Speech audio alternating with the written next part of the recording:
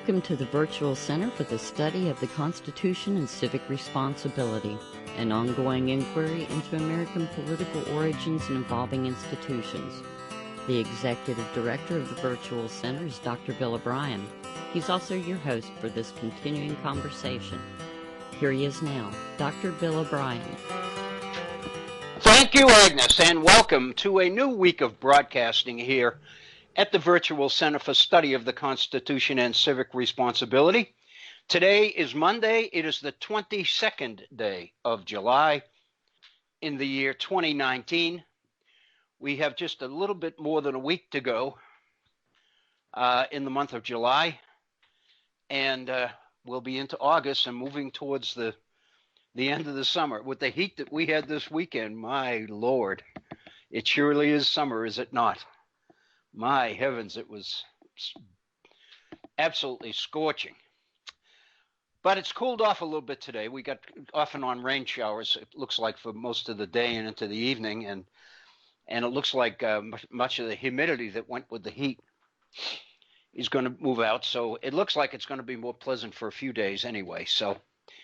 But it's a pleasure to be back here at the Virtual Center. We've been off for 5 days, and let's see, not much has happened since the last time we met. I think the president, it seems to me, engaged in a tweet storm, in a series of tweets last Sunday that have pretty well created a firestorm that lasted most through the entire week. Our programs, we ceased programs on Wednesday, but the firestorm has continued, and I think there's quite a bit going on and quite a bit to report. Let me open, first of all, by inviting those of you who might be listening. If you do have thoughts or ideas or concerns, or you would like to get in on some of the issues of the day and share your thoughts with us, we would love to hear from you. We have an 800 number, and if you dial it, that'll get you into the Head On Radio Network studios, and Agnes is there. She'll connect you and get you on the air immediately. If you recall, the last time we were on, which was Wednesday, we had a call from Horst, and Horst was on for the better part of the 2 hours, about an hour and 15 or 20 minutes, as I recall. Again, another exhilarating conversation with Horst. It's a little bit difficult to summarize because it went from here, there to everywhere, it seemed. And it was quite exhilarating. I was, wiped out, as it were, because the conversation is intense, and it's just an incredible experience. So what I would recommend that you do, if you were unable to be with us last Wednesday, then by all means go on whiterosesociety.org and pick up the audio from last Wednesday's program. Last Wednesday's date was the 17th. So if you go to our archives, whiterosesociety.org, the program under my name, Bill Obrien, you'll see the programs there listed by date, the most recent programs being first, and then obviously as you go, the dates go further and further back. So if you look at July 17th, which will be the last one, the first one on that website, you'll have our access to the conversation that I enjoyed with Horst last Wednesday, and I really think it would be worth a visit. We spent quite a bit of time, not all of it, but quite a bit of time talking about Kevin Shanley and Kevin Shanley's appearance, and the fact that Horst has been in Taiwan since 9/11. He flew out during the entire 9/11 phenomenon in 2001. So he's been in Taiwan for 18 years, and he's quite interested and quite concerned, as we discussed, about what might be happening in the Far East with China and Hong Kong and Taiwan and North Korea and all the rest of it. So it's a conversation. It's real. I think that you'll be well repaid, if you will, for the time that it would take you to, I was trying to get the proper word there, to listen to that program. So anyway, if you would like to come on the air and join us and share your thoughts with us, we would love to hear from you. Let me give you the 800 number. It's 844-THE-HORN. If you are dialing from a landline phone, you know you have to dial the 1 first. It would be 1-844-THE-HORN. But most of us don't, most people don't use landlines anymore for the most part. Most people are dialing from smartphones or iPhones or iPads or whatever. So if you'd like to call us, it's 844-THE-HORN. The number is 844-843-4676. But I think it's much easier to remember 844-THE-HORN. If you'd like to share a comment with me, you can do it either by sending me an email or you can send me a comment through our Facebook page. If you'd like to send me an email, my email address is waobrien906@gmail.com. That's waobrien, OBRIEN 906, all one word, lowercase, no punctuation, @gmail.com. If you'd like to send me a comment through our Facebook page, and so many people are on Facebook so often now that might be the most convenient way for most of us. Just go to Facebook, facebook.com, and in the search box at the top of the homepage, type in the Virtual Center for Study of the Constitution, and that'll give you the list of postings on our Facebook page. They are postings that I've put on there, and after each posting, there are 2 links. There's a share link and a comment link. If you click on the share link, Facebook will send that particular posting to all the friends on your Facebook account. In other words, you are giving Facebook permission to share that posting with your friends on Facebook. If you click on the comment button, then it will give you an opportunity to make a comment directly back to me. And once you enter it, once you post it, my Facebook account will let me know that there has been a comment made on one of the postings. And I can immediately look and see which posting it was and immediately look at your comment. And the point is that depending on the content of your comment or your email, if it seems relevant to what we're doing here at the Virtual Center, and it looks like something that our other listeners might benefit from hearing, then I'd like to take the liberty, unless you tell me not to, of sharing your ideas, your thoughts here on our program. I wouldn't use your name unless you basically tell me, give me permission to do that. Or I might just use your first name or something like that. But if you don't want your name used, then just put your first name, or just identify yourself as a regular listener or something like that. There's no problem. Who you are is not really the point here, at least for me. It may be for Facebook. That's a program to come, because there's an awful lot going on about privacy now. But I want you to know that I respect your privacy. And so, I'm not going to reveal who you are unless you basically give me permission to do that. So again, if you don't mind me mentioning who you are, just say that at the conclusion of your comment. And if it's something that our other listeners would be interested in, then by all means, I'd like to give them the opportunity of your thinking, of your concerns or your hopes or your fears or whatever the particular comment is about. As I mentioned, it's been since last Wednesday that we've been together. Actually, Tuesday, as far as regular programs go, because we did have Horst for most of the program on Wednesday. I think he joined us at halfway through the first hour, and in fact, I was into a little bit. If you remember, I was into a particular article that had been written, which was which I thought was an excellent summation of some of the extreme, outlandish happenings since Donald Trump has become president of the United States. What appealed, most of them, I think most of us will remember most of them. But the reason I found the particular piece so helpful was that it's hard to remember all of these. And he had so many in one place that it seemed to be a very valuable source.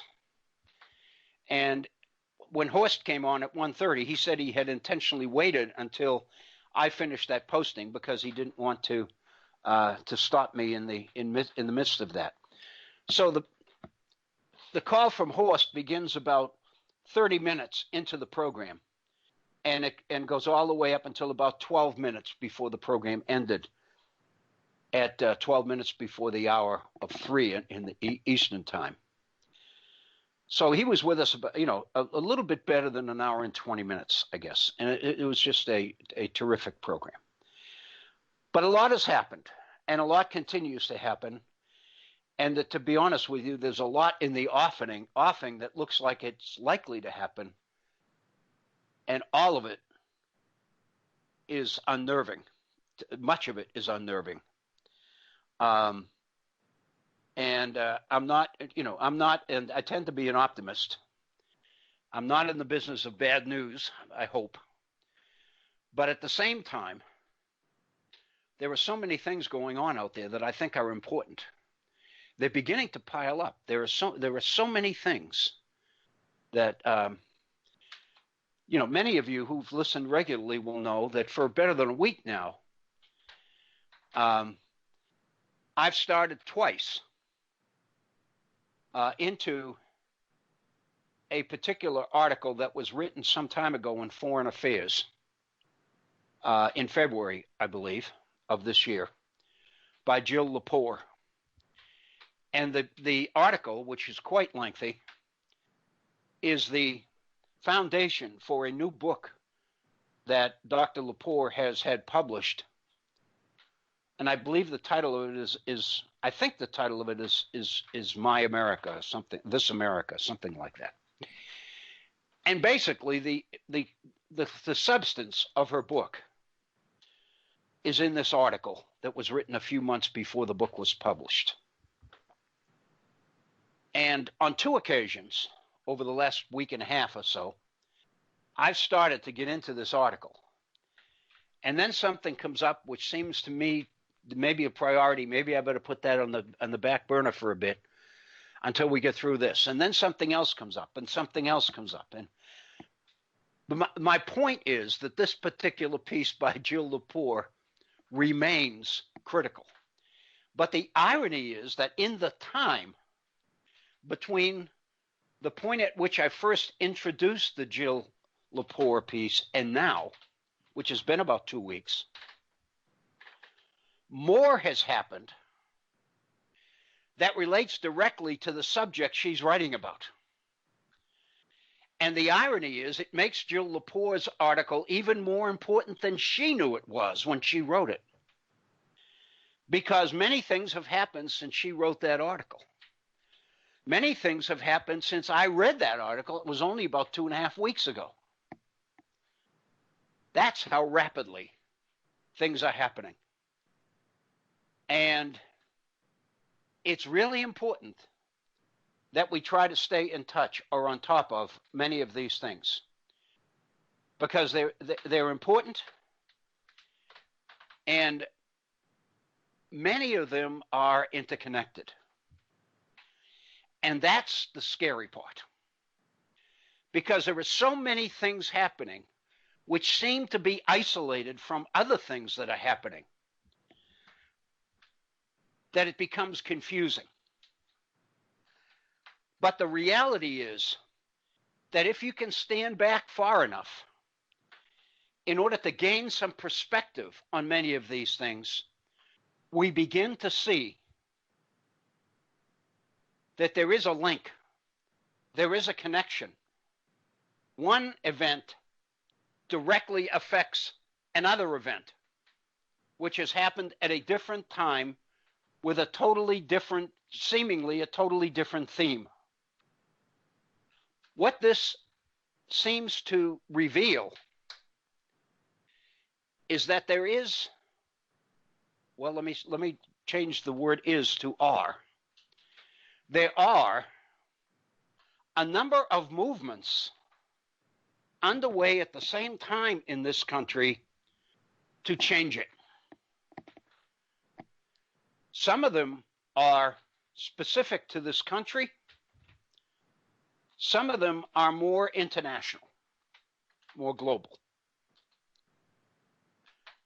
But the fact of the matter is, there are an awful lot of people, influential people, who are determined to save this nation, whether it wants to be saved or not. And I think it's very important that we do our best to at least stay abreast of many of them and try to find out what makes them tick. Let me just make one point before we go there. I happened to read a piece this morning. I don't have the piece. I didn't copy it. I didn't make a hard copy of it because I don't really want to take a lot of time with it. But I wanted to share the concept with you anyway. The reason that I was taken with this article, it was in today's Times, by the way, New York Times. It's an article by a historian named John Milton Cooper. And what drew me to the article is his name. Because when I was in graduate school at the University of Wisconsin several years ago, in the early 70s, late 60s, early 70s, one of the historians in the history department was John Milton Cooper. And I hadn't heard of or seen his name or anything for years. And I saw his name in this morning's New York Times. So I had to read his piece. And of course, at the end of the piece was a little biography of who he is. And sure enough, it's the John Milton Cooper, whose name I know, who actually I've met. I never had him in class, but I did know him slightly. And he is now retired. He's professor emeritus from the university. He wrote this piece in the Times on Mitch McConnell and McConnell's determination to keep any House-passed legislation from getting to the floor in the United States Senate. To say that it's obstruction is an understatement. It's total obstruction. It's a determination to, on the one hand, not allow anything that comes from the House to get to the floor of the Senate. And on the other hand, to speak publicly about the House's obsession to take down this presidency, this administration, when in fact what they need to be doing is going back to legislating, which is why they were elected, and taking care of the people's business. And the fact of the matter is the House has been taking care of the people's business to the point of more than 100 different pieces of legislation that have been passed by the House and never taken up by the Senate. And that's the topic that John Cooper wrote about in this morning's New York Times. And basically what he talked about was a possible end run by the Senate around Mitch McConnell. And it's rather simple, but at the same time, it's important because it could work. And basically, what Cooper refers to it as a round robin, a round robin letter or memorandum. And he points out that this tactic, this strategy has been used before, but not that often. He mentions twice, two occasions when it was used. One of them successfully, and one of them, well, I guess you could say actually both of them successfully in a way. No, actually the second one is really not, but let me explain what I mean. At the end of World War I, when Woodrow Wilson was involved in the peace negotiations at Versailles, as you know, the peace treaty, the end the war at the end of World War I, included the creation of the League of Nations. And it appeared that when Wilson came back to the country, came back to the States, the peace treaty was going to fly through Congress and get approved. But there was a significant Republican minority in the Senate that opposed the treaty because they opposed the League of Nations. And they were determined to block approval or ratification of the treaty by the Senate. And the architect of this was Henry Cabot Lodge, Republican senator from Massachusetts. And he drafted a letter, a memorandum, which he distributed to his colleagues in the Senate for their signature. And a significant number of Republican senators, they were not a majority, but they were a significant minority, signed that statement of opposition to the League of Nations and thereby opposition to the peace treaty. And what the suggestion was a separate treaty of peace that didn't include the League of Nations. And that's ultimately what happened.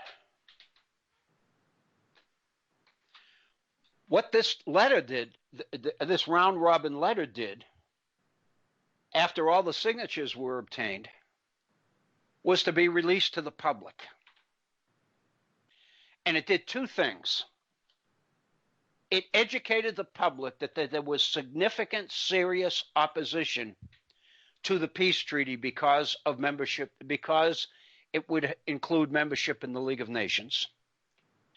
And of course, the memo argued that that was in violation of the Constitution.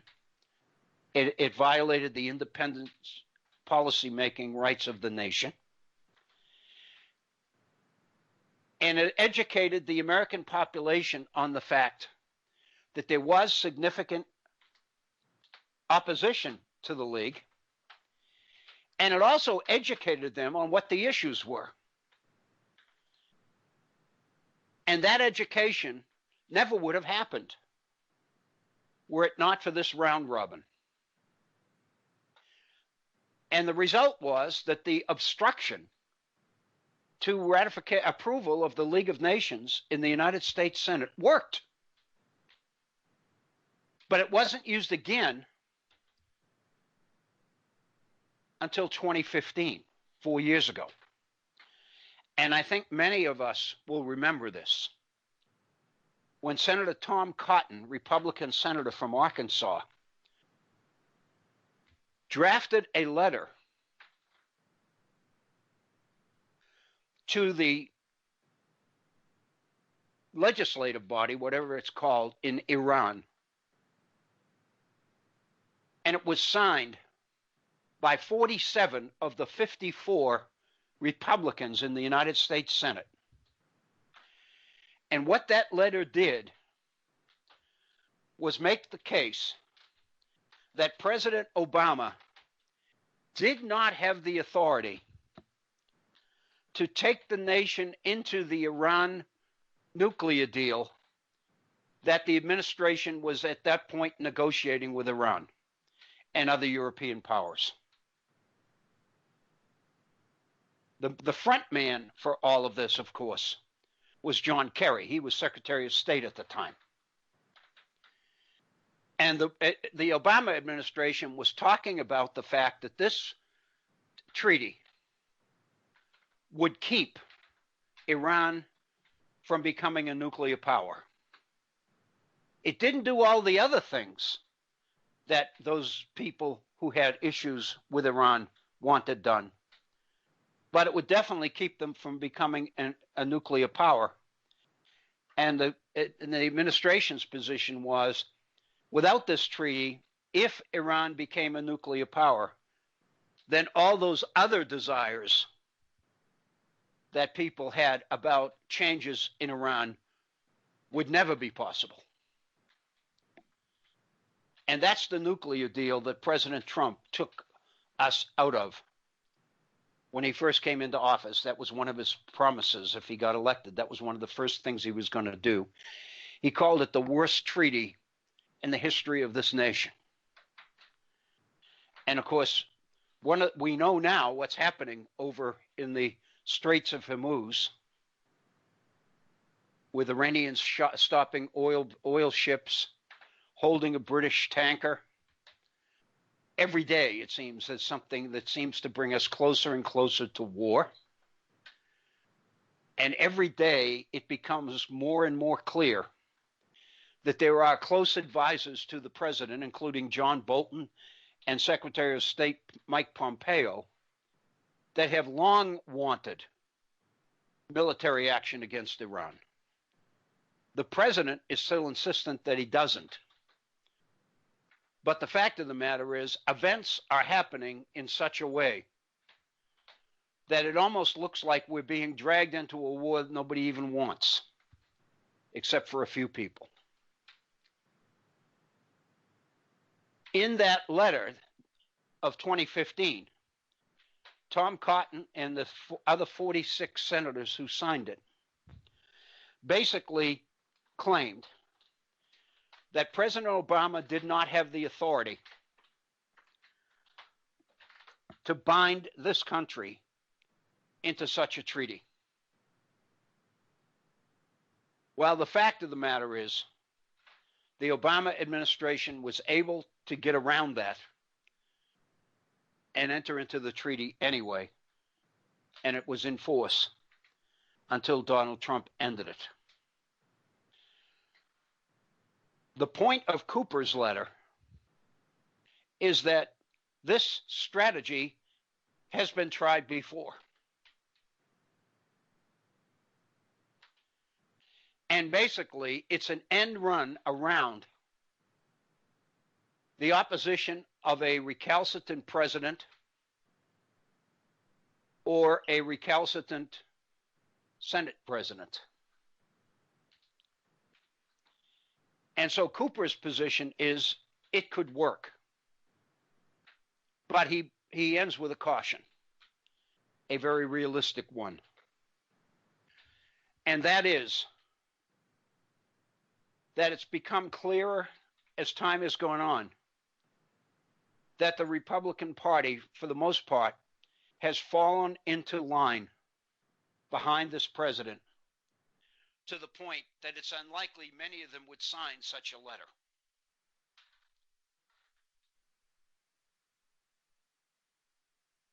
But the point is that such a letter would give the Senate the opportunity to get information about proposed policy and legislation to the people.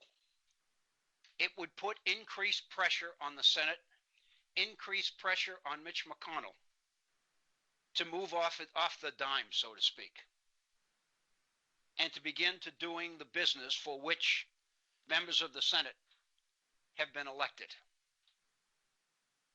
which kind of is taking his words and throwing them right back at him, I guess.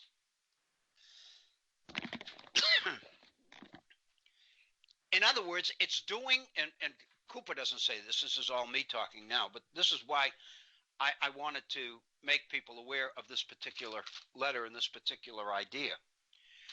What it effectively does is use the same strategy on, in this case, Mitch McConnell, on Republicans that the president is using on Democrats, on the rest of us. What he has done from the very beginning of his administration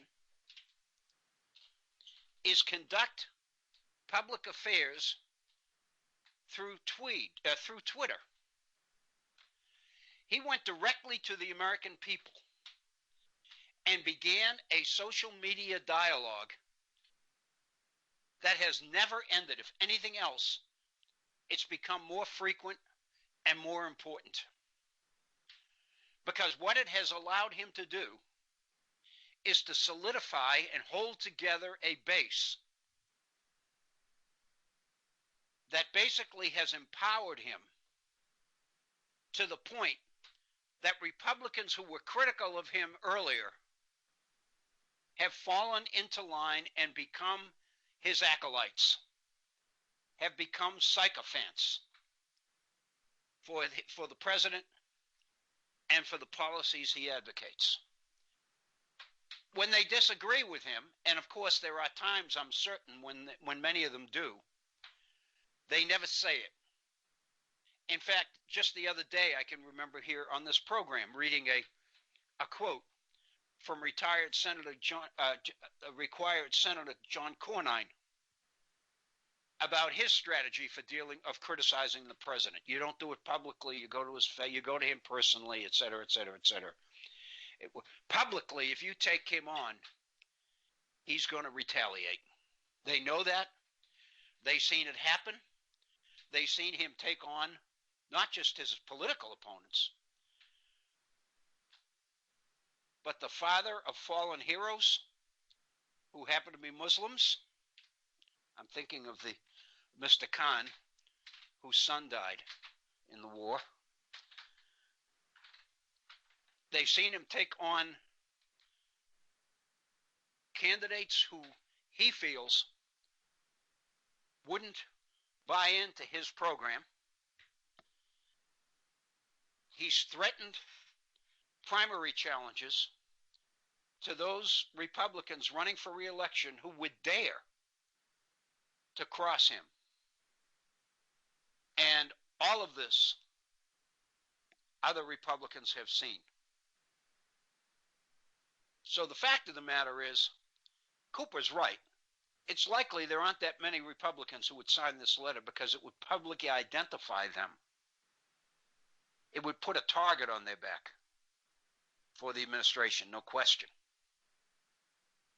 But on the other hand, it would turn the president's strategy of going directly to the people back on him. It would be the same thing he's doing with a different set of agenda items.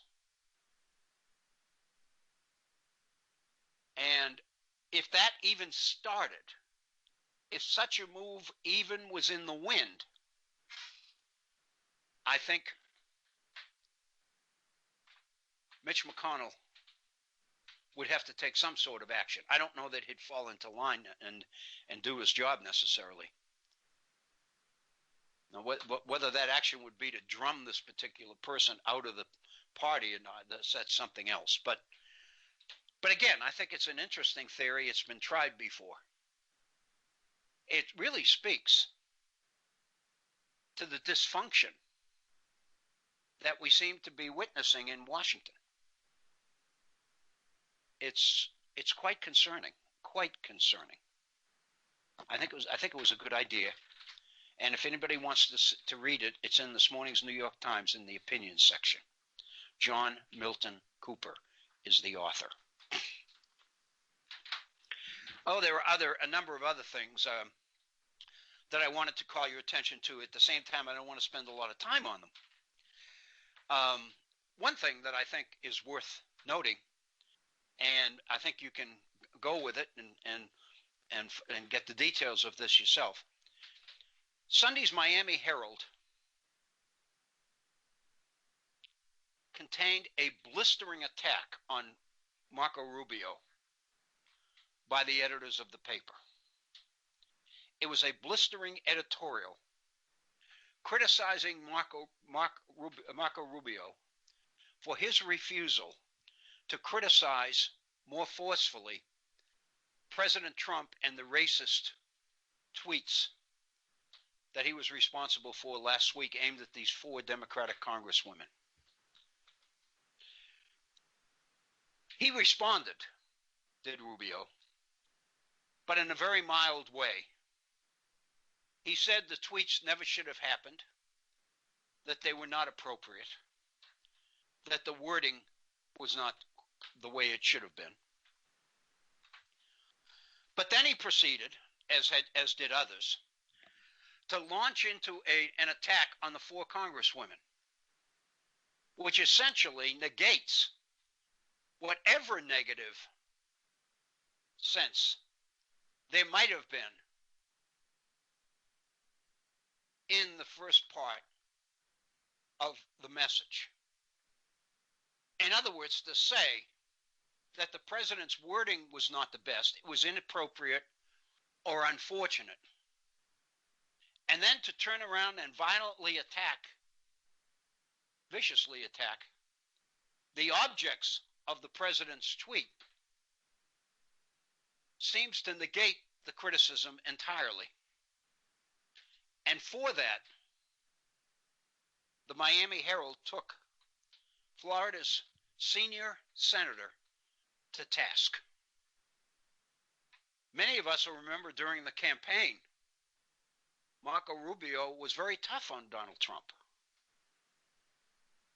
Not only has that changed, but he's now become clearly a fan of this president. In fact, he's been called that. And the Miami Herald criticized him for it.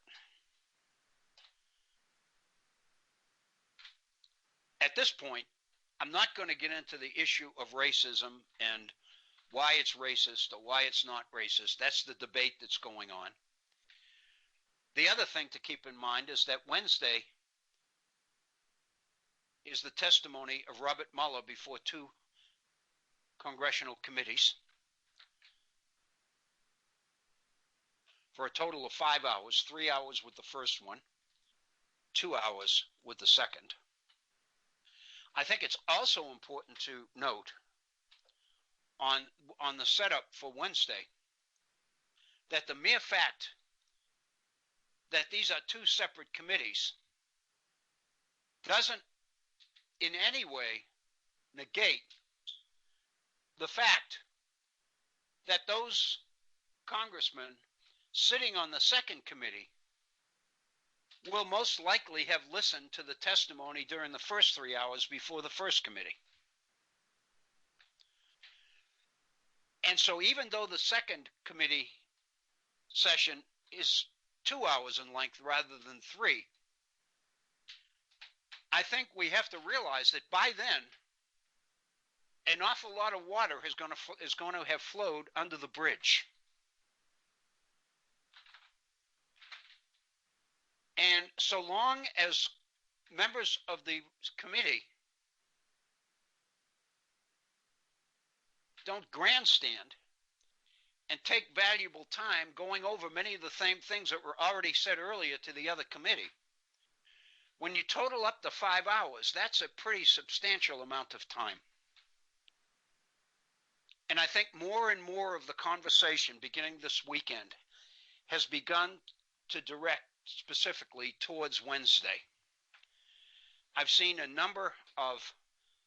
a number of speakers, I've read columns from a number of different writers on what the Democrats need to do with Mueller and the best way they can do to achieve it. I've seen columns on what the Republican members of these committees are going to try to do and how they're going to try to achieve it.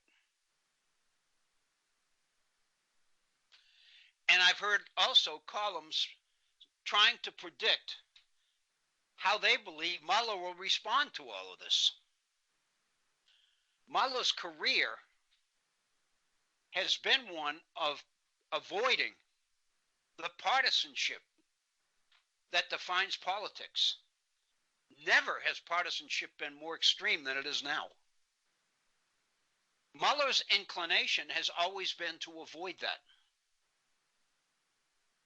He's also been very careful in the way he says things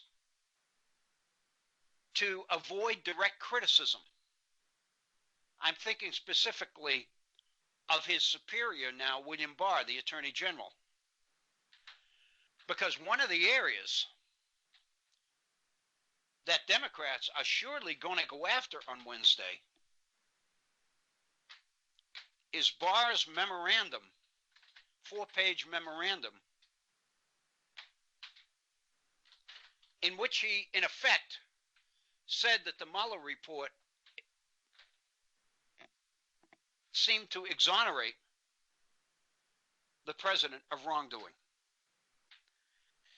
And we'll recall, Mueller wrote 2 letters privately to Barr after that memo came out. And Mueller made it very clear that the Attorney General's interpretation of the Mueller report was different than the writers of the Mueller report intended it to be. On the other hand, Mueller is not the kind to come on there and say William Barr lied about the report, or he won't do that.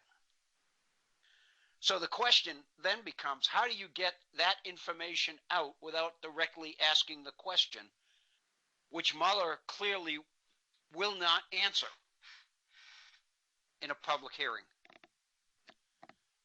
And so it's going to be interesting.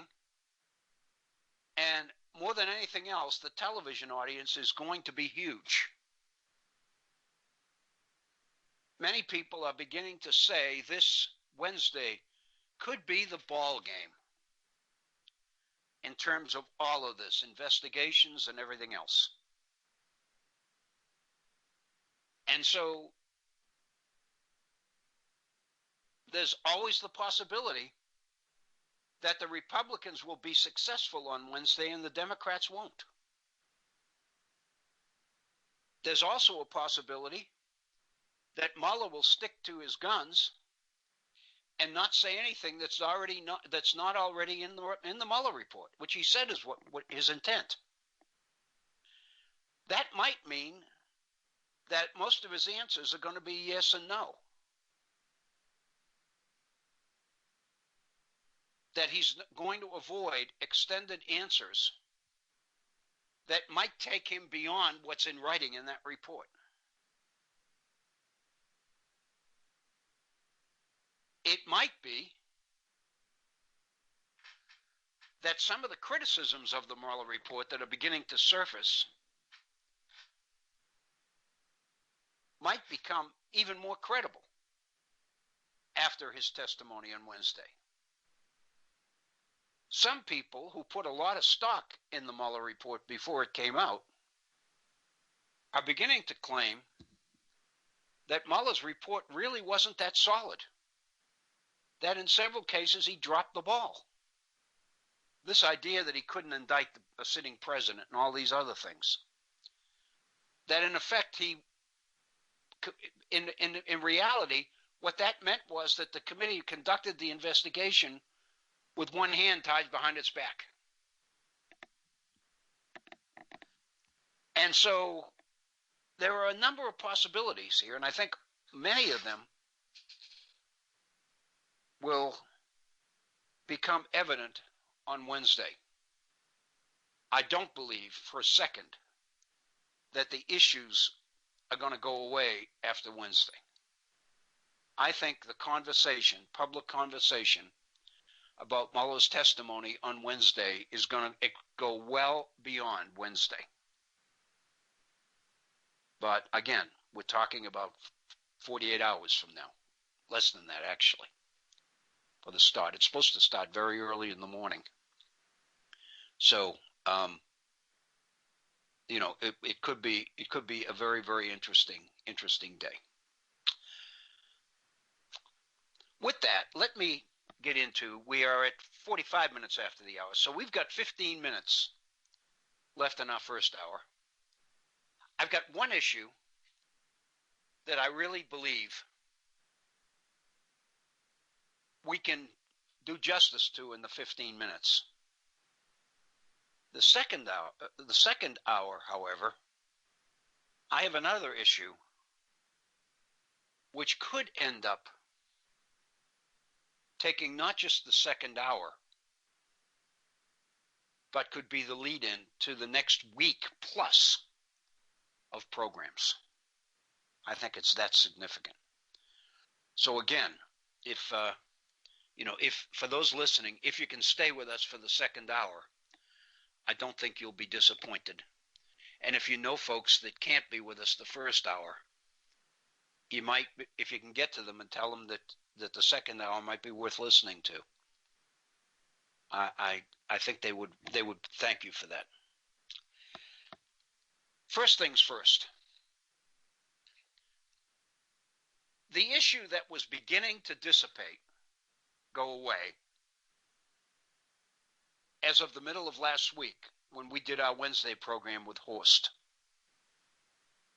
was the issue of the citizenship question going on the 2020 electoral census.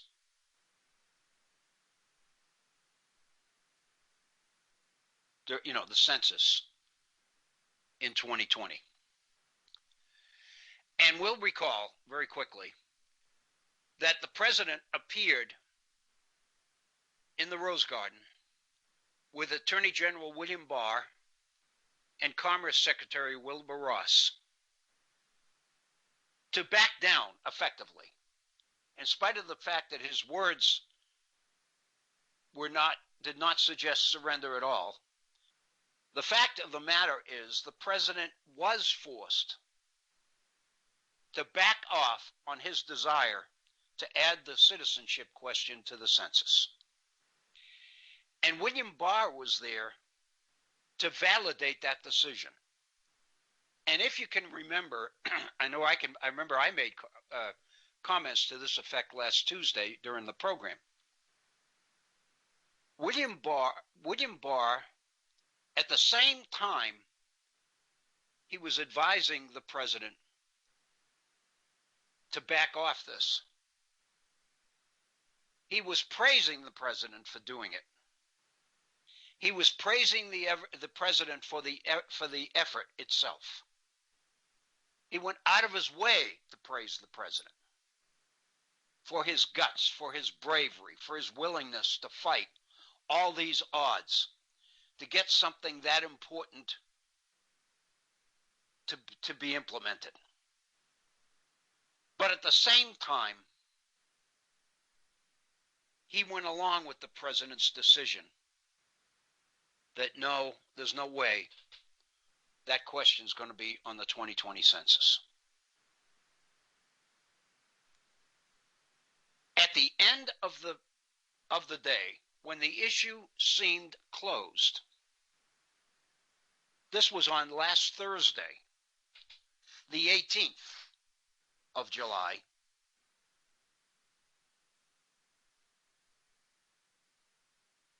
Linda Greenhouse, who's been the writer, the columnist assigned to the Supreme Court for years, wrote a column on that whole episode of adding the citizenship question. And she raises an issue that I think all of us better look at very carefully, because it isn't over. What she says in her title is that a train wreck was averted at the Supreme Court, but for how long? It's a fairly detailed piece. And what she emphasizes is the president's determination to go directly to the Supreme Court in order to get what he wants when the lower courts rule against him. That determination, the president didn't back away from that. He backed away on this one issue. But the determination remains. The determination to impose his will on government, whatever the mechanisms in government say about the particular ingredients of that will. In other words, he made it clear that he will take on the system and fight to the very end in order to get what he wants. He doesn't quit. When it looks like he has quit, he comes back with a vengeance. And that's the message that Linda Greenhouse brings to us about that particular issue. She talks about John Roberts.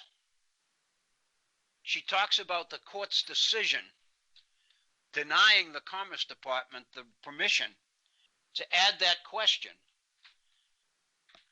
not because he believed that the question was inappropriate, but because he believed the justification for adding it was a lie. That Wilbur Ross had lied to the court and to the Congress about why they wanted that question added to the census. By that time,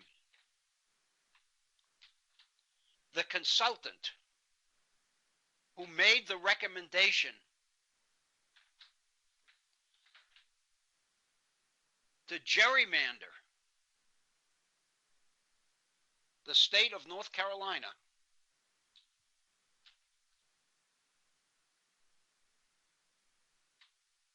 and ultimately give the administration the power to do that had died. And on the hard drive of his computer, there was evidence, proof, that his recommendation for adding that question to the census had nothing to do with improving the implementation of the Voting Rights Act at all, but rather was primarily to provide fodder for a Republican victory in the 2020 election.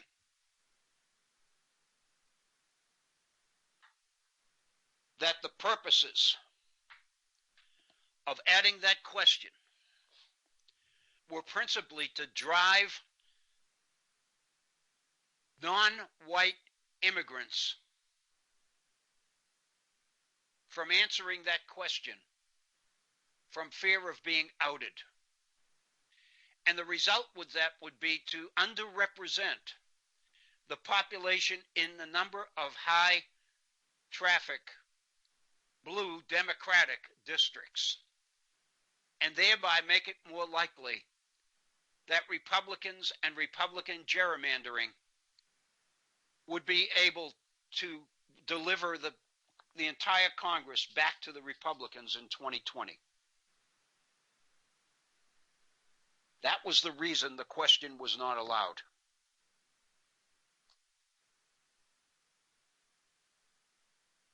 There were racial overtones to that. In fact, even before the Supreme Court's decision on June 27th, this citizenship question issue had been litigated in Maryland before the Fourth Circuit Court of Appeals, before Judge George Hazel. And Hazel had already ruled against the administration because he charged that the reason for it was motivated by racial discrimination. There's no question that the Supreme Court knew this before reaching its decision on the 27th. Yet the fact of the matter is, the decision was 5-4. And John Roberts was the fifth. And John Roberts did not object to the question. He objected to the justification for the question. So Linda Greenhouse's conclusion is, yes, the rule of law prevailed, but the rule of law still hangs by a thread. Evidence of this? The Trump administration is back at the Supreme Court this week, trying to get the Supreme Court to rule on allowing the president to take $2.5 billion already allocated from the Defense Department budget to build his wall on the southern border.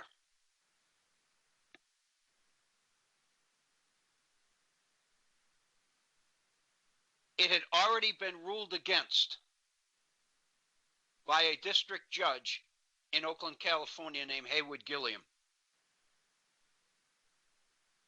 So what the Trump administration is doing is going directly to the Supreme Court to override lower court decisions. And to Linda Greenhouse, that's the issue. That's the lesson of this whole episode.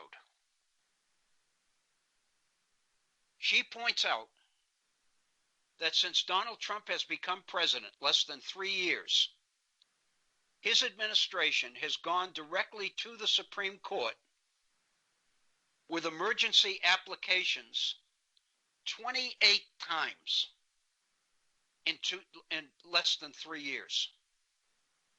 And she points out in 8 years, George W. Bush his administration went to the court to intervene only 6 times in 8 years. Obama only 4 times in 8 years. This is the 28th time that the Trump administration has gone to the Supreme Court in less than 3 years. Conclusion? Clearly, Linda Greenhouse says, we are witnessing a change of historic proportions in the attitude and behavior of a presidential administration toward the Supreme Court. It bears close and skeptical watching. Why do I mean skeptical? Because the Trump administration doesn't always get what it wants from the courts. But that's not the point. Sometimes, even when the administration loses, it wins. And on Saturday, a week ago Saturday, in the Washington Post, conservative commentator Hugh Hewitt, many of you may have seen him on TV. He has a talk show in southern Wisconsin, wrote a column in the Washington Post, the title of which was How Trump Can Mitigate the Damage from Folding on the Census. Hewitt wrote, the president should change his mind and direct Barr to file an emergency motion for reconsideration with the Supreme Court. Hewitt writes that he knows that is going to fail. But this is why he wants Trump to do it. Getting bounced again would be preferable to quitting and would fix responsibility for this fiasco on the court, not on him. I tried. The court stopped me. Hewitt said, in that way, the president could make lemonade from what clearly, as it stands, was a lemon.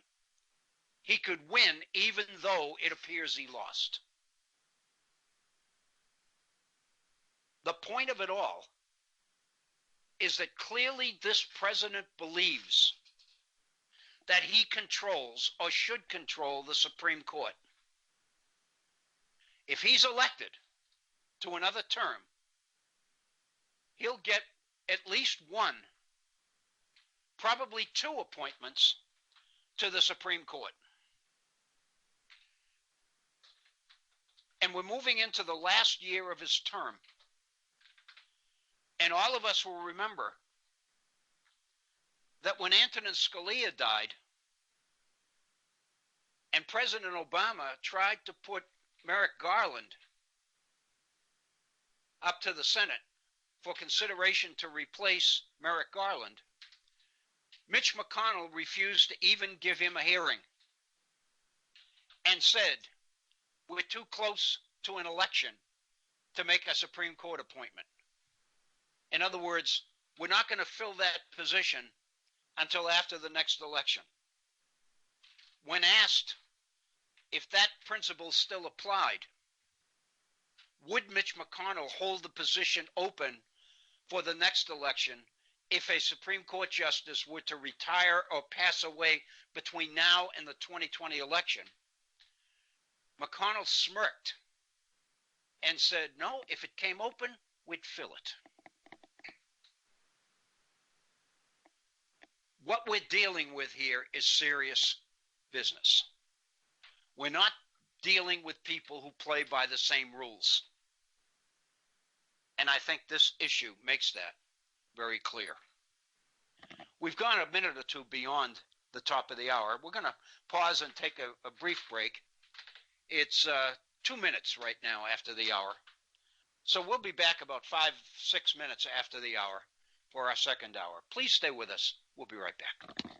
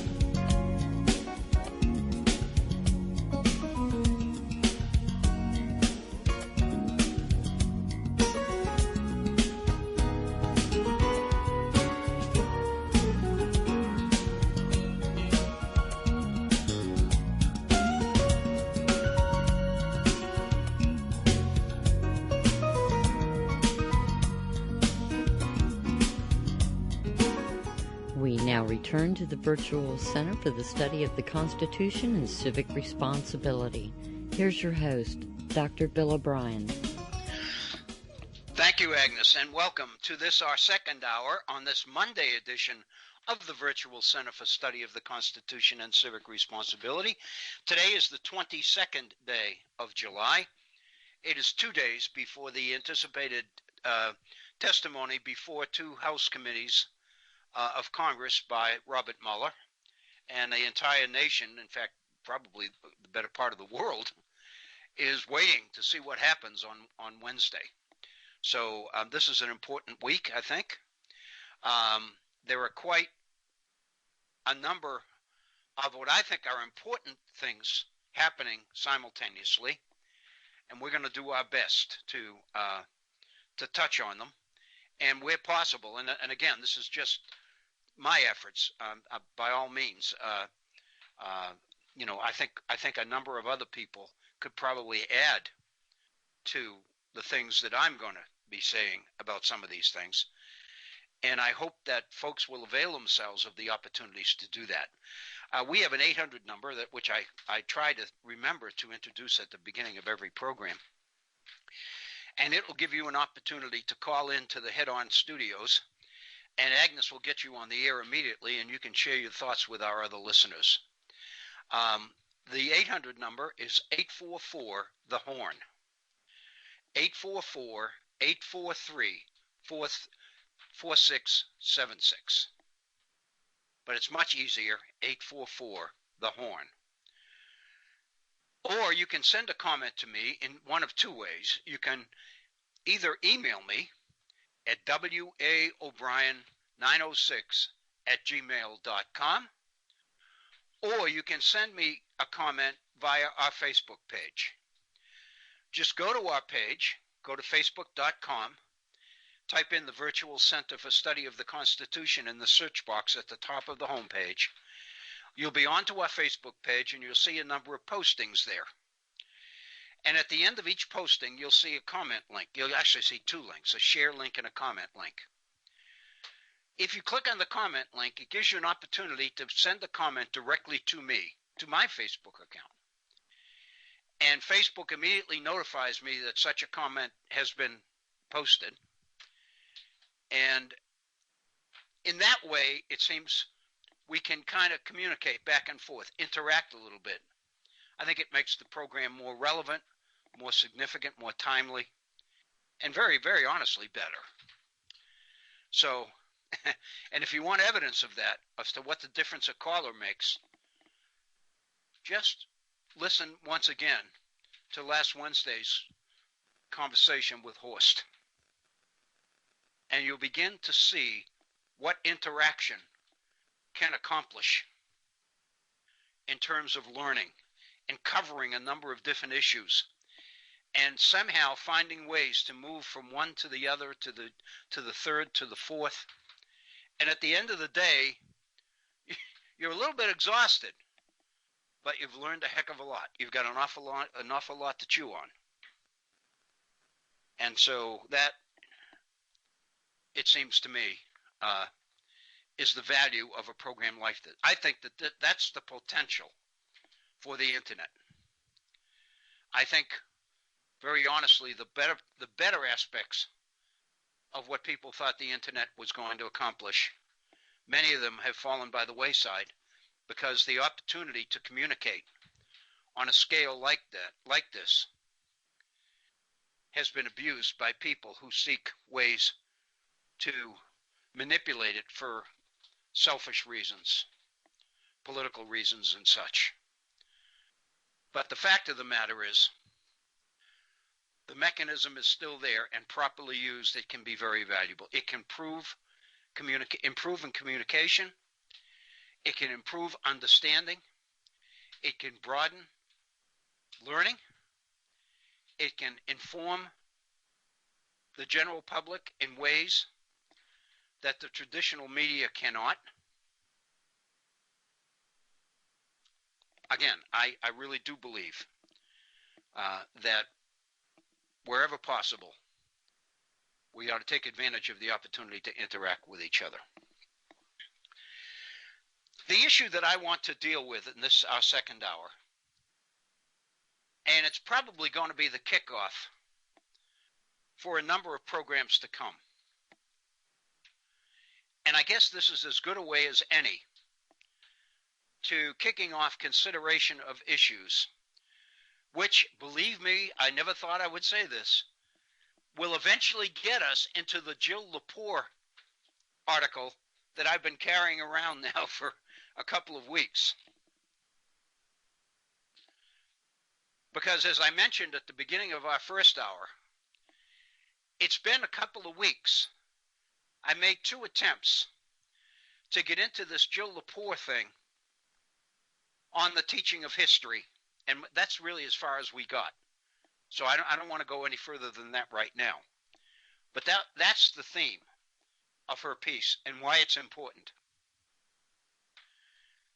In the intervening 2 weeks, other things have happened which actually make this even more important, more significant than it was when I originally intended to air it, to bring it before you. I think it does an awful lot to reveal just how important what Jill Lepore is saying is in today's nation, in our nation today. And I think it's going to begin this way. Many of you will know, in fact, I've gotten emails from people to this effect, that over the years, last 3 or 4 years, for example, on a number of occasions, we've gotten into the issue of efforts to convene a second constitutional convention under Article 5 of the Constitution. And we've pointed out that the operative reason for that convention, in theory,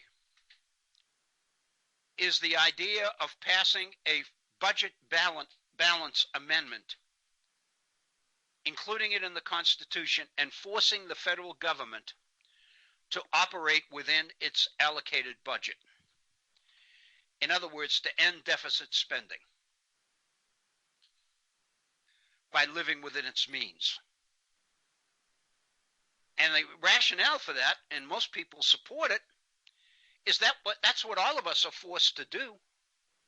We can't spend more money than we've got, because if we do, we incur debt, which many of us can't handle.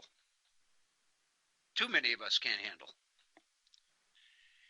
And so what that means is that being forced to live within your budget, so to speak, keeps you from doing different things that you might want to do until you can afford it.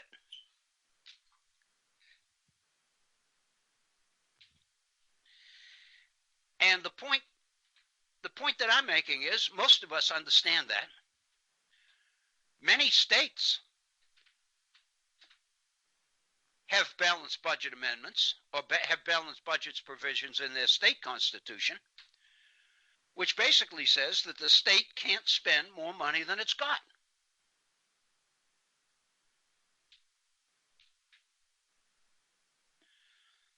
And as we know, there have been organizations formed, like the tax reform group in Washington, D.C., that try to get pledges from elected officials that under no conditions will they ever support an increase in taxes.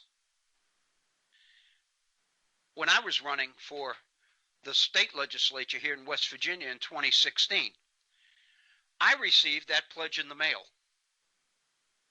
And I basically brought it to this program because I wanted everybody to be familiar with it.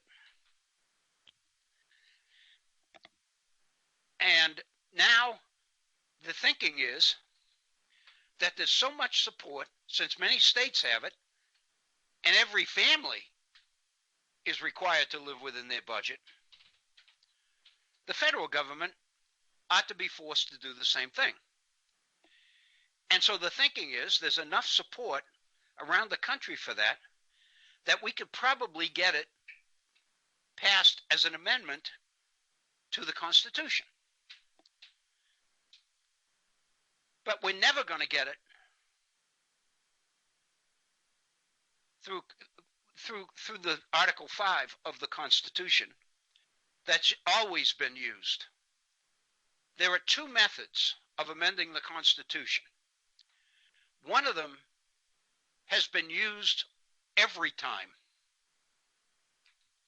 for the purposes of an amendment. One of them has never been used. The method that's always been used, the traditional method, is that a particular amendment passes both houses of Congress by 2/3. And then when that happens, the amendment goes out to the states for ratification. And it has to be ratified by 3/4 of the states. Supporters of the balanced budget amendment believe that if you ever could get 2/3 of both houses of Congress to pass it, you could get 3/4 of the states to ratify it. But realistically, the thinking is you're never going to get it through Congress because Congress is too divided to get 2/3 for anything. So what these people have decided is that the only viable way of getting this is the second method in Article 5, which is in a constitutional convention for the express purpose of approving that amendment. And that's where we were. We had a number of programs devoted to that issue. I'm firmly opposed to it. I tried to explain why, and I'm not going to go back through all of it now.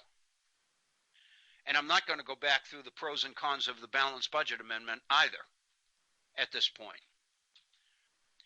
But I think in the hands of the federal government, a balanced budget amendment would totally alter the way our government operates, because it would deny government the ability to respond to emergencies like floods and hurricanes and fires and all of that, because they would have to operate within their existing budget. There are a number of people in Congress that want that, but not 2/3 of both houses.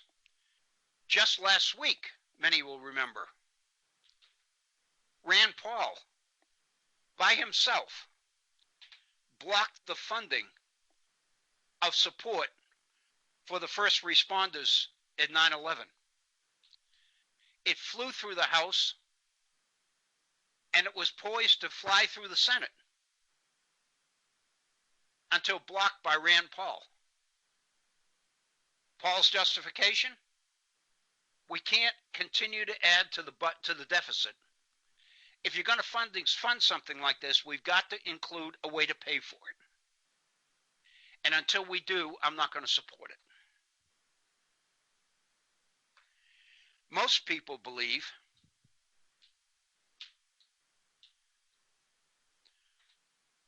that continuing providing medical services to the first responders at 9/11 is a priority. It's a commitment. And we need to honor it. Most people believe that we've thrown away money in the past on things that weren't nearly as important as that.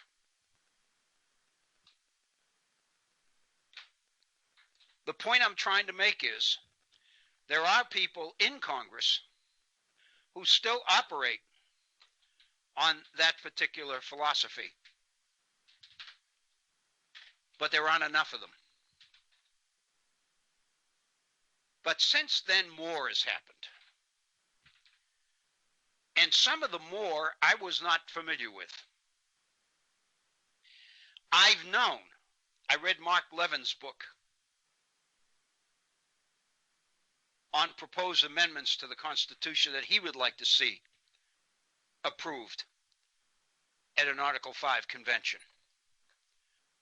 And there are a number of them. We covered every one of them on this program a couple of years ago when we looked at that book. So I know, and I have known, that there are those in this country who continue to move for the calling of an Article 5 convention. But until this past week, I didn't know how imminent this just might be, and how critical the 2020 elections are becoming to that fact becoming a reality. I read an article last week written by Tom Hartman. Many of you will know that Tom Hartman operates a talk show out of, I believe, Washington, D.C. That's where it was. I don't know whether it's moved or not. I think it's still in Washington, D.C. It's on at the same time that we're on, 1 to 3. In fact, I believe he's on noon to 3 every day out of Washington, D.C. And this past week, Hartman posted a column that he wrote on some of the latest happenings related to the Article 5 convention. It's kind of an update. It's something that all of us need to know about. Hartman says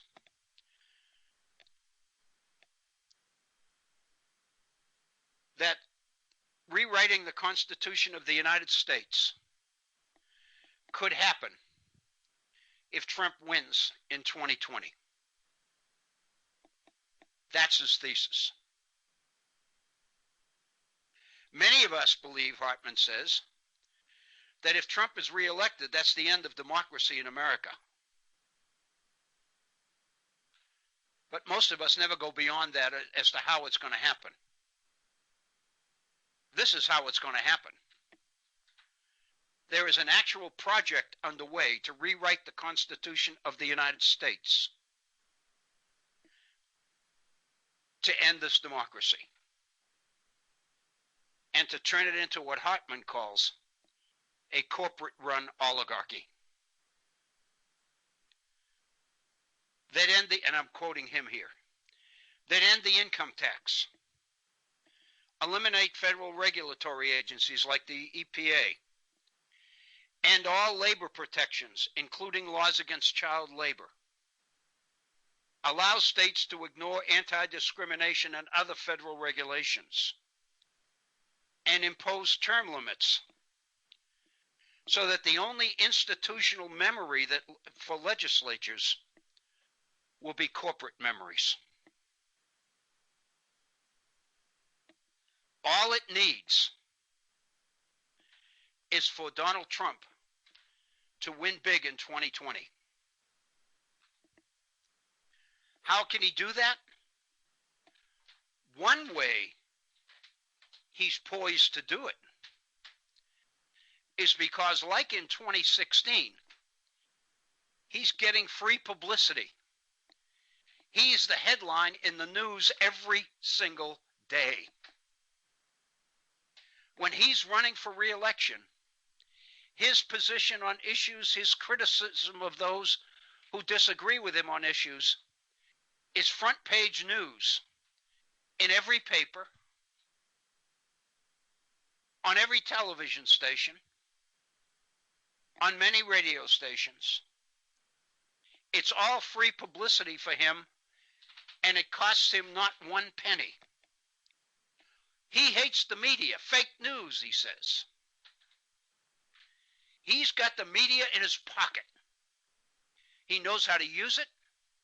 He knows how to manipulate it. And he knows how to turn it into an engine that might just get him reelected again.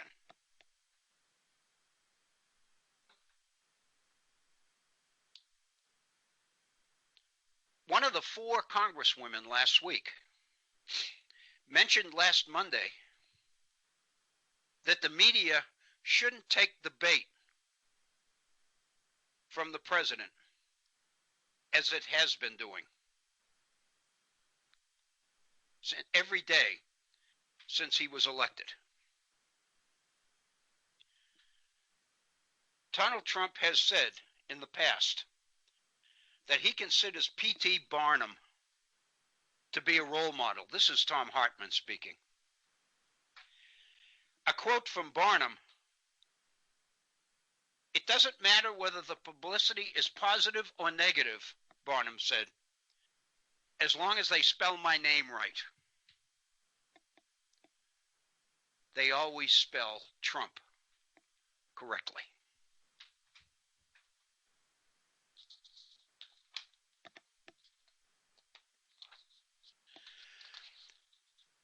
Okay, back to the Article 5 convention.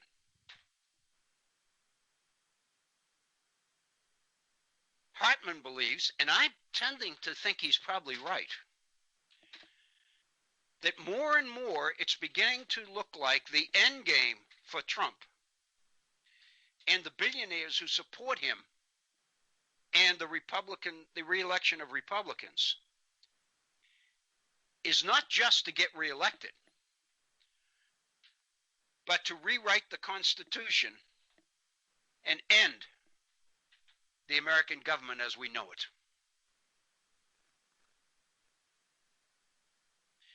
The group leading this is an organized group called Citizens for Self-Governance. SourceWatch.org says that CSG, Citizens for Self-Governance, is a right-wing political, this is a quote, a right-wing political organization that is campaigning for an Article 5 convention to amend the U.S. Constitution. It has founded a movement called Convention of States. It has become the project for this Citizens for Self-Governance group. Under Article 5, 2/3 of the states can call for a convention. 3/4 of them have to approve it. In numbers, 2/3 is 34 states. 3/4 is 38 states.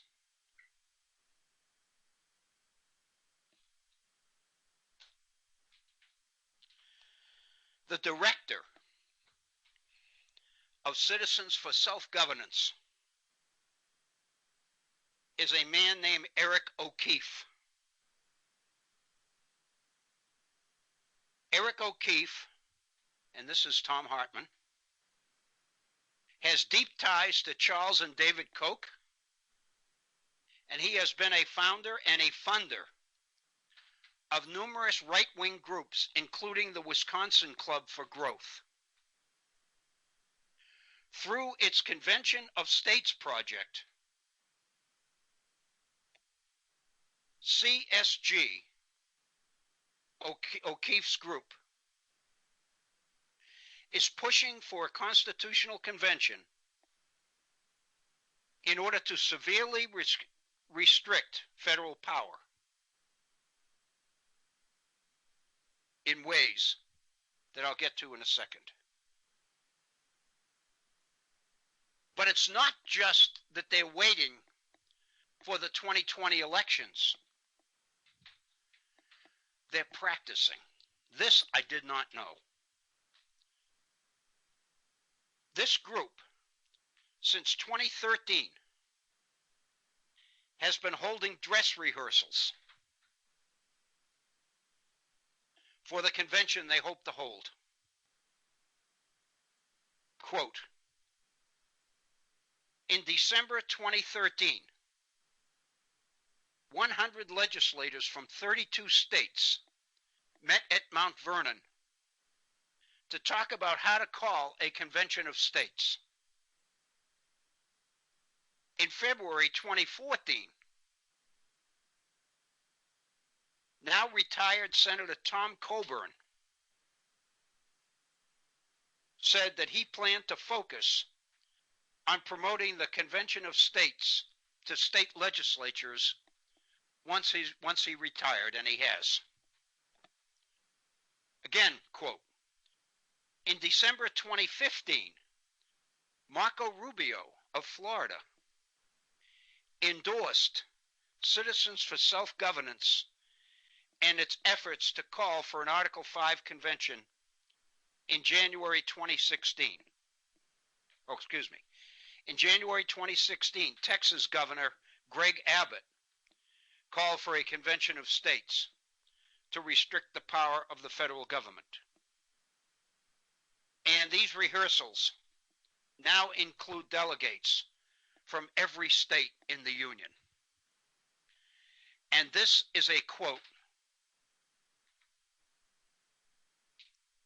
from Wikipedia, which you can get if you look up Convention of States on your computer. You will be blown away. There is a whole page of sources. And when you look at a couple, there are flags and banners and posters and hats. This is a funded movement, well-funded movement, aimed towards rewriting the Constitution of the United States. This is what Wikipedia says, quote, in September 2016, CSG held a simulated convention to propose amendments to the United States Constitution in Williamsburg, Virginia. An assembly of 137 delegates representing every state gathered to conduct a simulated convention. This simulated convention passed amendments relating to 6 specific topics, including these are the topics, these are the changes that this group hopes to make to the Constitution of the United States.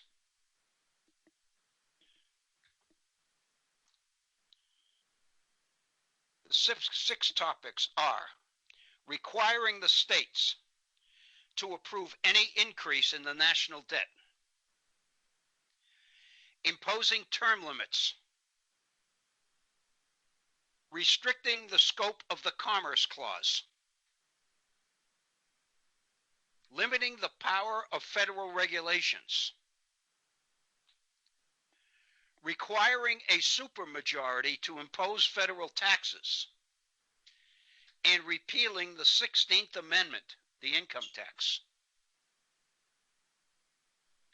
And last, giving states the power to abrogate any federal law, regulation, or executive order, unquote. That is directly from Wikipedia. These are the 6 amendments that this mock convention, this simulated convention, indicated they would like to see added to our Constitution.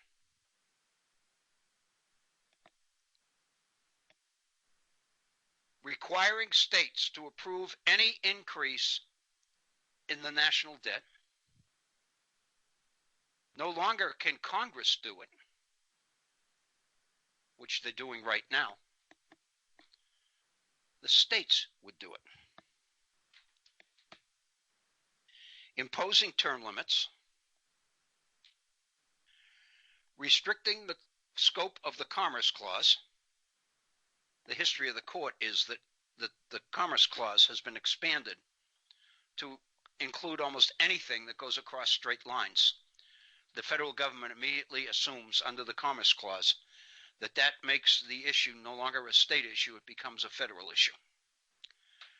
This particular change would reverse that.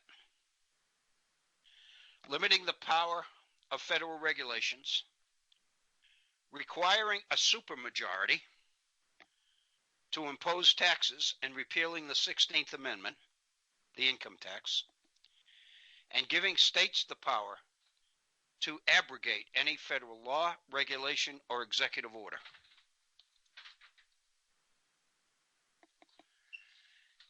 If that happened,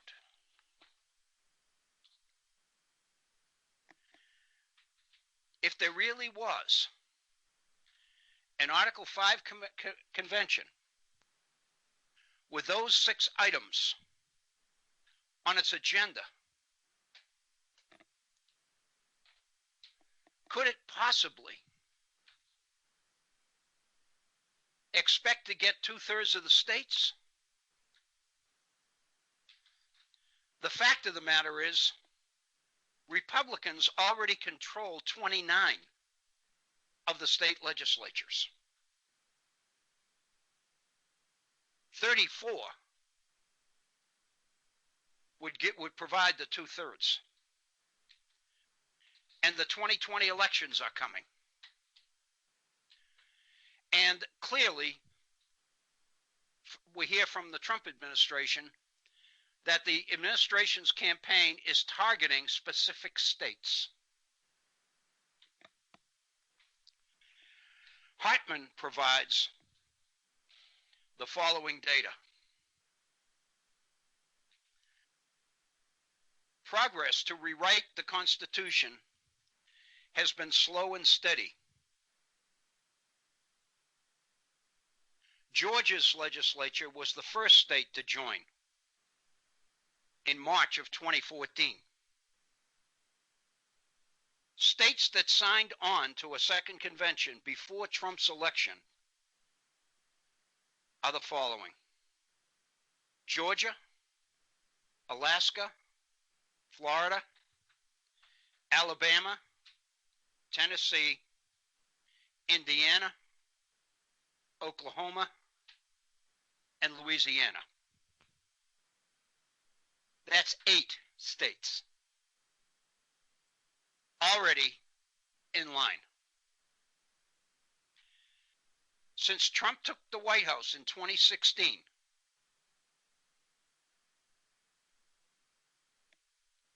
the call for a convention to rewrite the Constitution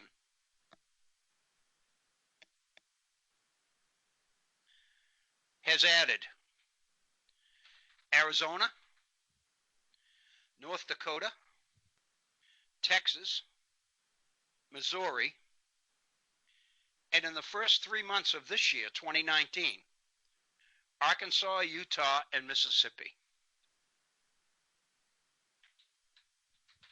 That's 7 more. That's a total of 15 states that have already signed on to the call for a second convention.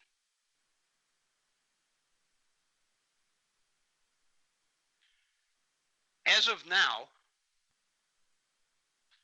this call for a second convention to rewrite the Constitution has already passed one chamber of the legislatures in the following states: New Mexico, Mississippi, Iowa, South Dakota, Virginia, North Carolina, West Virginia, and New Hampshire.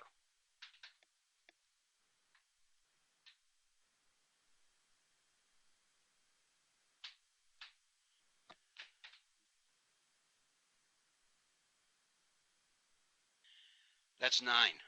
That's 9 more. That's 15 and 9. That's 24. 9 states have already seen this proposal pass one house of its legislature. All they need is the second house. And they get a chance to do that in 2020. Here in West Virginia, we've been talking on this program about the Senate, because it's the West Virginia Senate that determined to push through charter schools and savings accounts and public tax money to support private and religious schools and homeschooling. They didn't get it through both houses in the spring in the regular session, but they called a special session just a couple of weeks ago here in West Virginia and got it through. Not exactly what they wanted, totally, but they got their nose under the tent as far as charter schools are concerned and the rest of it. It's our Senate that has already bought into the second convention. Their problem has been the House. It's under Republican control, but not solid enough control, they believe, to pull this off. But there's every reason to believe that they will strengthen their hold on the West Virginia House in 2020 because of the popularity that the president continues to wield here in West Virginia and his personal relationship with the governor of West Virginia, Jim Justice.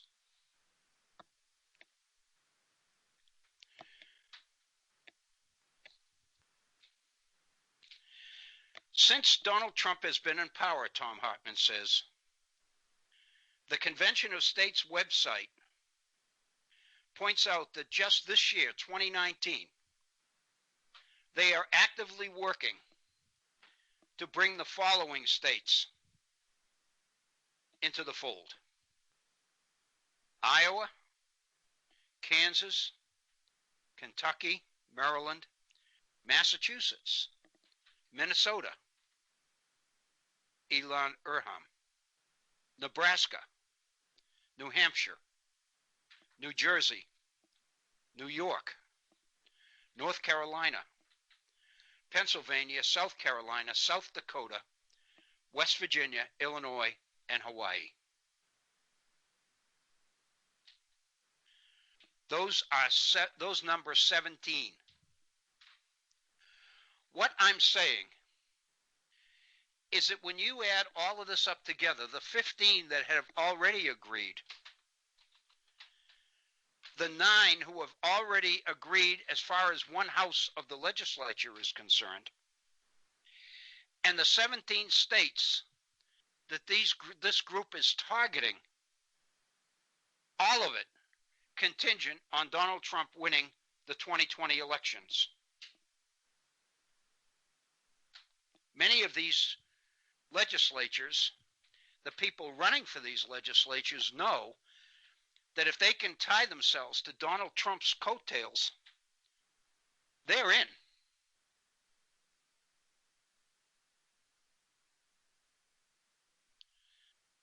Once the election is over, if Donald Trump wins, I think it's nigh impossible to prevent the calling of an Article 5 convention. No longer is it just for one thing, the balanced budget amendment. Now it's become openly a rewrite of the Constitution of the United States in order to return power back to the states.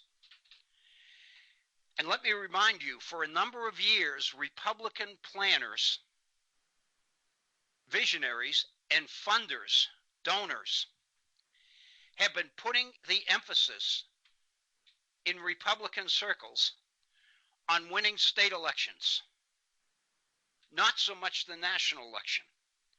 Obama was at the helm in Washington. Basically, what they, I believe, felt that they needed to do was to hold Obama at bay, and of course he had Mitch McConnell to do that, plus the fact that the Republicans also controlled the House until the midterms last November. So the chances are that they could keep the worst of Obama at arm's length. And in the interim, They were focusing on winning local elections, state elections, and they did it. They controlled the bulk of the governor's mansions, 29 state legislatures, one house of a number of other legislatures. And so basically, when you look at those proposed amendments, they are designed to return power to states which the people putting up the money for this effort control. Because this kind of big money is what bought Republican victories, state victories in the first place. And what made it all possible was Citizens United. And when you, and this is where it gets scary in my book.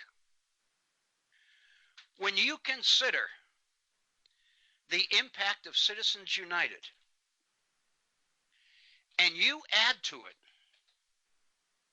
the implications of the last Supreme Court decision in this past session in June,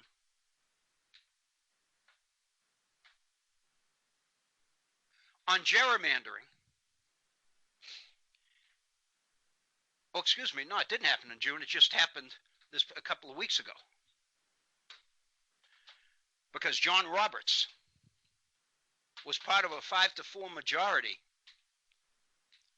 on saying that the court didn't have any role to play, any legal role to play, in getting involved in the issue of gerrymandering. It was a political issue. It was up to Congress.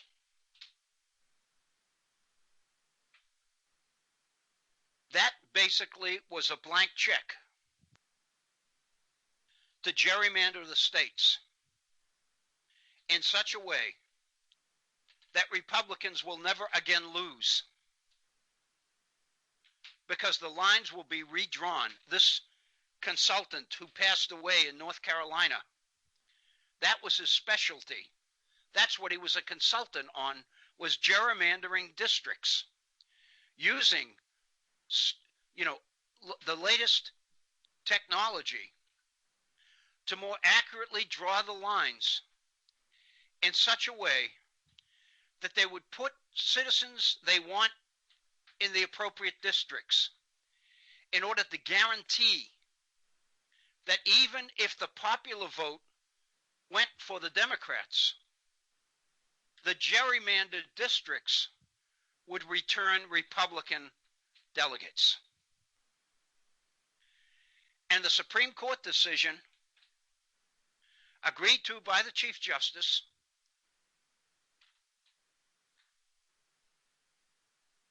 before the session adjourned this June,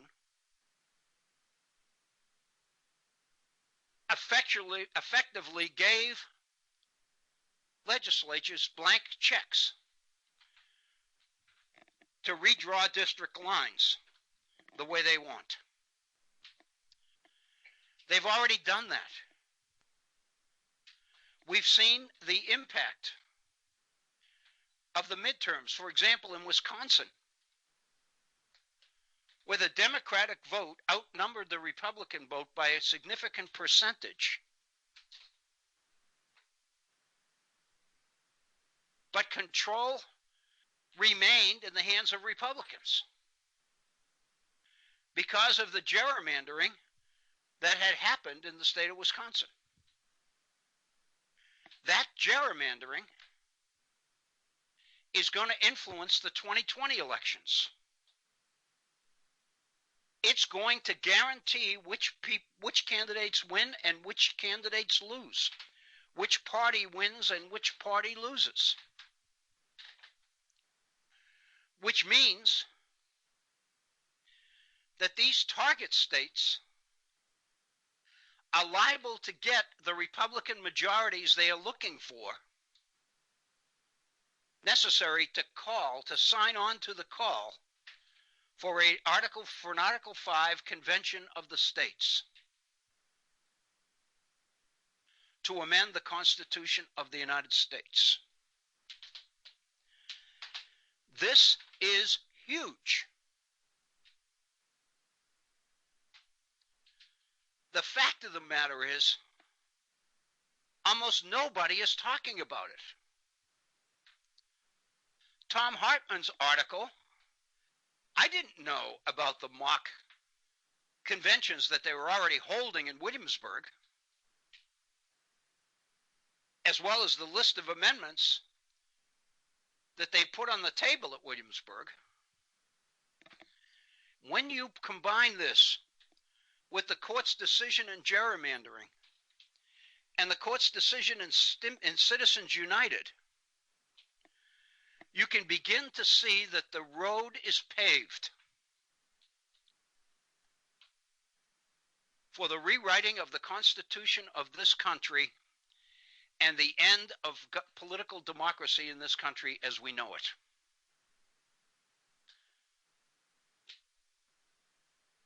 We hear a lot of pundits in the media talking incessantly about how important this election is. But I don't really believe that enough people really have any idea what's going on right under their noses. And part of the reason they don't know is because Donald Trump has got the media in his pocket. The only news that the media covers is news that Donald Trump wants to be made public. And all of the stuff that is going on that ought to be front page news, nobody's talking about. All they're talking about now, for example, is Robert Mueller's testimony. It frightens me to death that so many are putting all their eggs in this one basket. And in the process, they're not even looking at other things that might be going on. Other things that they better take note of and fast. This question of racism. There's absolutely no question that the issue is real. The fact of the matter is, as P.T. Barnum said, as long as they spell your name right, it doesn't matter whether what they're saying about you is positive or negative, as long as they're talking about you. Because if they're talking about you, they're not talking about anything else. They're only talking about what involves you, which means only what you can control. And I believe that's what we see happening. We have seen in the Greenhouse article, which we looked at in our first hour today, that Donald Trump's people have been before the Supreme Court asking emergency intervention 28 times in less than 3 years. This is unheard of in previous administrations, except in dire emergencies. Previous presidents only resorted to this when there indeed seemed to be an emergency, at least what they conceived of as being emergency. Donald Trump is going to the court all the time because he believes he controls it. He believes it's in his pocket. He believes he can use it for his own political advantage, and he's doing it. The Hewitt piece in the Washington Post, which recommended the president go back and request a reconsideration to the Supreme Court, not so he can win and get the citizenship question on the census. Hewitt admits that'll never happen. He knows that. But if he goes back to the court and fights for it, then he can blame the court when it doesn't pass, which means he's still a hero to the people that support him. That's politicizing the court.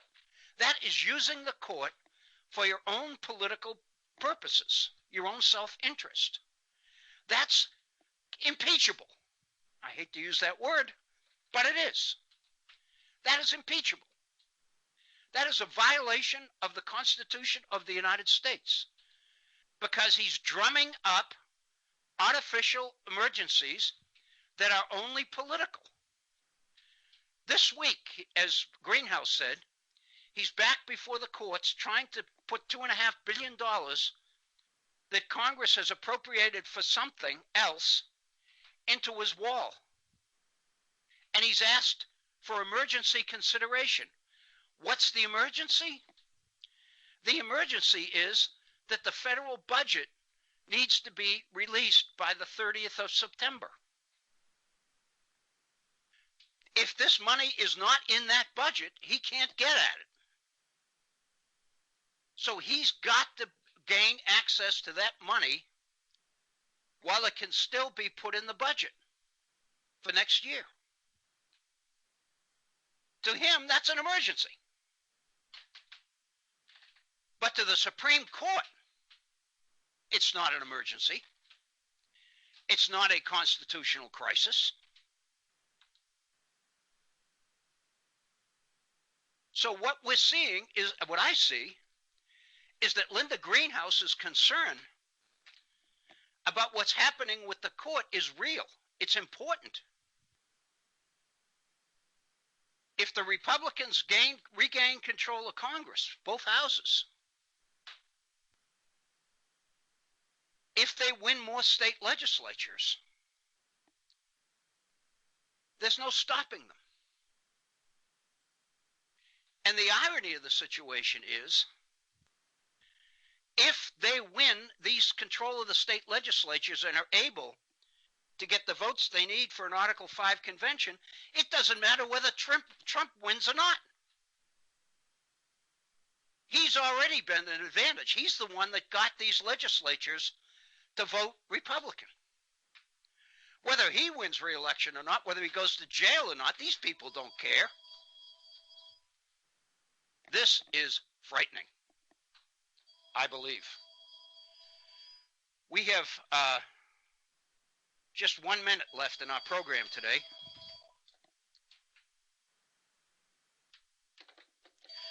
Would you believe I've got somebody calling me from Fort Smith, Arkansas? I don't think so. Anyway, I hope that you have a wonderful rest of the day. With luck, we'll be back together tomorrow at the same time, same place. I want to thank Bob and Agnes for their continued support. There's a message going on my answering machine. I apologize if you can hear that in the background. I want to thank Bob and Agnes and the folks at Head On for continuing to support the program. And most of all, I want to thank you, the listener, for continuing to support the network and this program as well. I hope that you have a wonderful rest of this Monday. It's not Tuesday yet, Monday. And if everything goes well, we'll be back together again tomorrow. Have a wonderful rest of this Monday. Stay together. Hug the people you care most about. Enjoy it. Enjoy yourselves. And I hope I put you in a mood where you can enjoy yourself. And we'll be back together tomorrow. Thank you so very, very much. Bye-bye.